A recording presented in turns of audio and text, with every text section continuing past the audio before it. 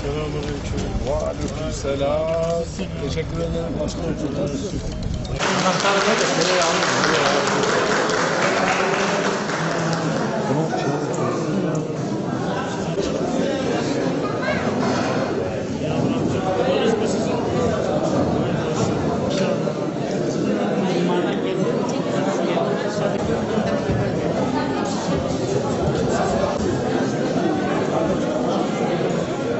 Öncelikle bize vermiş olduğunuz güçlü bir destek için çok teşekkür ediyoruz. Biz emirdir, sizin istekleriniz de bizim için emirdir. Kuruköy en iyi şeylere layıktır. İnşallah.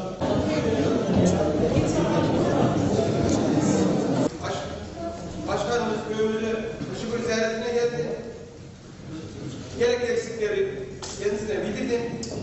Kendisi açıklayacak. Yaptık. İnşallah şurada planladık. Bunları da şu ay yapacağız diyeceğiz. Kuru köprü çok kısa zaman içerisinde her yer diyeceğimiz duruma gelecek Allah'ın izniyle sizlere gayretinizle. Seçimi bitirdik. Herkes vazifesini yaptı. Muhtarımıza da öncelikle hayırlı olsun diyorum. Bana da muhtarımıza da güvendiğiniz için çok üstün oranda oyla Allah razı olsun. Kuru köprünün tamamı bize oy verdi. Bunun bizim için anlamı var. Yani bundan sonra kuru köprü bizim için daha önce de olduğu gibi çok özel. Nasip olursa size daha önce seçim kampanyası sırasında söylediğimiz çok şeyler oldu. Kendimizi tanıttık. Biz belediyeciyiz dedik. Biz bu işi iyi biliriz dedik. Nasip olursa bunları size göstereceğiz. Şimdi hepimiz her şeyin en iyisine layıksınız. Biraz önce hanım kardeşim sağ olsunlar. Sordular doğalgaz neden oluyor? Dedim ki dün beni ziyarete geldi. Doğalgaz firmasının genel müdürüyle buradaki müdürler. Dedik ki bizim kuru köprünün doğalgazından başka hiçbir şey konuşmuyorlar sizinle. Bugün siz hoş geldiniz diye size hoş geldiniz diyorum. Siz de bana hayırlı olsun diyorsunuz ama bir kuru köprümüz var. Hanımlar hakikaten orada çok çile çekiyorlar. Doğalgaz olmazsa olmaz bu sene. İnşallah onlar da dedi ki imar planı siz tamamlayın.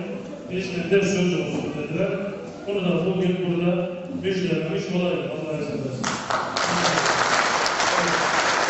Gecemizi gündüzümüze katıp hep söz verdiklerimizi, hep de sizin ihtiyaçlarınızı, elbette okul ihtiyacınız var.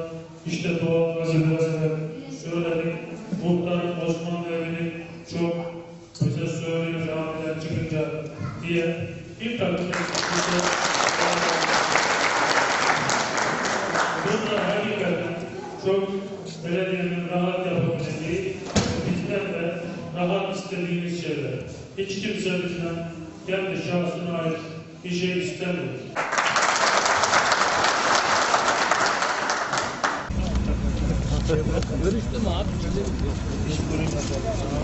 Getir kaban alırım. İnşallah getireceğim. Ben ölmeden. Sen ölmeden. Yakında öleceğim. Yok kız niye yakında ölüyorsun? Allah Allah. Doğalgaz gelecek hala. Doğalgaz gelecek. Allah kadar alsın inşallah.